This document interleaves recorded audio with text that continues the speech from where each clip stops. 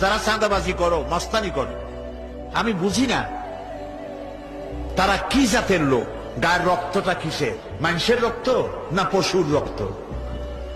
চাঁদাবাজি করতে যাও কি জন্যে? একটা মানুষ বহু টাকা বহু কষ্ট করে জমি জমা বিক্রি করে ব্যবসা করতেছে, সেখানে যাইয়া আমাদেরকে 2 লক্ষ টাকা দিতে হবে, 5 লাখ টাকা দিতে হবে। কি হয়েছে? চাঁদাবাজ এবং মাস্তান যারা চাঁদাবাজি করতে যাও, মানুষের কাছে খয়রাত চাও, ওই ভিক্ষা করে খাওয়া অনেক ভালো। মসজিদের সামনে এখন থাল নিয়ে বসে থাকো যে আল্লাহর রাস্তায় খয়রাত দাও। দোকানদারের কাছ থেকে চাঁদাবাজি করা, বিল্ডিং কেউ নতুন বানাইতে পারে না, অমনি হাজির। গলায় সোনার চেন, হাতে কতগুলো আংটি, তারপরে হাতে মোবাইল, গলায় সোনার চেন।